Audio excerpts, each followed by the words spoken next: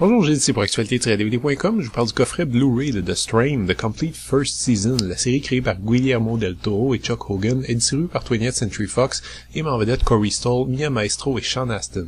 Sorti en magasin le 2 décembre 2014. Un spécialiste en épidémiologie est dépêché à l'aéroport de New York afin d'enquêter sur la mort des passagers d'un avion. Mais l'événement annonce la venue d'une monstrueuse créature et d'un mal qui infecte rapidement les habitants de la ville. Je connais pas les bouquins écrits par Guillermo del Toro et Chuck Hogan, et d'après ce que j'ai lu, il y a quand même pas mal de libertés qui ont été prises, malgré la présence de del Toro comme producteur, créateur et même réalisateur de l'épisode pilote. Cela dit, quand on sait que les romans ont abouti suite à un refus des réseaux de créer une télésérie à la base, on soit peut-être davantage prêts à l'accepter en l'état. C'est loin d'être la première fois que l'excellent réalisateur mexicain traite du mythe du vampire. Ceux qui ont vu Cronos et Blade 2 vont se retrouver en territoire bien connu, et pour peu qu'on croirait presque en fait à un spin-off de Blade 2. En fait, malgré tout l'amour et le respect que j'ai pour l'œuvre de del Toro, je dois admettre que le résultat est ici un peu décevant, en plus de manquer cruellement d'originalité. Pour moi, c'est ça le problème principal peut-être. Pour une série surnaturelle à gros budget conçue par Guillermo del Toro, je m'attendais à quelque chose d'autre qu'une pâle copie gothique de The Walking Dead.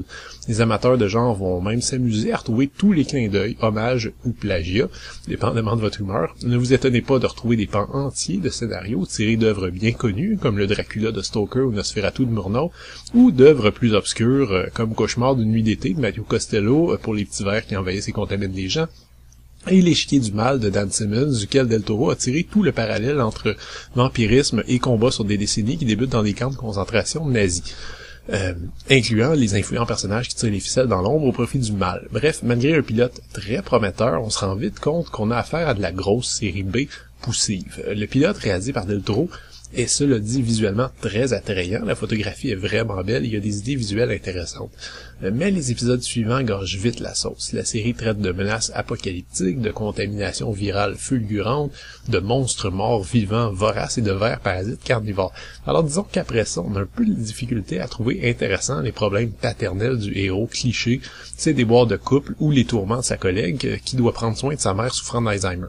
En fait, la série est extrêmement solide dès que le focus s'intéresse plutôt aux personnages secondaires, qui sont eux aussi très clichés, mais aussi férocement attachants. Les personnages de Gus, un gangster latino, Fett, un exterminateur russe costaud, et Dutch, une jeune pirate informatique nihiliste, auraient franchement dû prendre toute la place. La bonne nouvelle, c'est que malgré des débuts hésitants, la série prend quand même vite le rythme et assume parfaitement cet aspect fun et gore de l'épisode à partir de l'épisode 4 ou 5. Peut-être aussi que c'est le temps que ça m'a pris pour baisser mes attentes. Quoi qu'il en soit, j'ai vraiment eu l'impression que les scénaristes ont arrêté progressivement de prendre au sérieux leur histoire absurde et ont plutôt décidé de pousser le délire, et c'est tant mieux. D'un point de vue esthétique, le pilote demeure le meilleur épisode et de loin, mais Creatures of the Night, le 8e épisode, propose un huis clos pas piqué des vers, sans mauvais jeu de mots, duquel tous les personnages sortent plus attachants pour nous. La clé est donc là. Si vous aimez les séries B, l'horreur et les divertissements bas de plafond, The Strain va définitivement vous plaire. Si vous cherchez quelque chose d'un peu plus raffiné, passez peut-être votre chemin. Les promesses ne sont pas tenues, mais entre vous et moi, j'ai eu aucun problème à regarder cette saison d'un bout à l'autre sans trop m'ennuyer. Les 3 disques Blu-ray sont présentés à 1/78 amorphique avec piste audio en anglais, DTS HD 5.1 et sous-titres optionnels en anglais, français, espagnol ou portugais. J'ai vraiment rien trouvé à redire d'un point de vue technique. L'image est évidemment très sombre.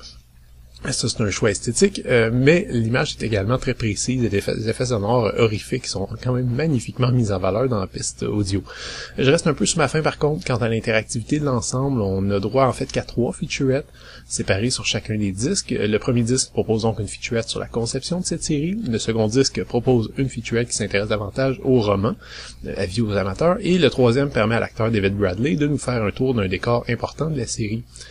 Venant de l'imagination de Guillermo del Toro, j'espérais honnêtement mieux que ce drôle de mélange entre Blade 2, Cauchemar d'une nuit d'été et L'échiquier des ténèbres. Il n'y a rien d'original ou de surprenant ici pour tout amateur de genre, mais je dois admettre que la série trouve vite son rythme. Je mets un gros bémol sur la caractérisation primaire des personnages et les dialogues convenus, ce qui finit par rendre les personnages secondaires beaucoup plus attrayants que les héros, mais cette série propose quand même bien assez de scènes sanglantes et de monstres gluants pour tenir notre attention jusqu'à la fin. C'était Gilles, merci, bon visionnement.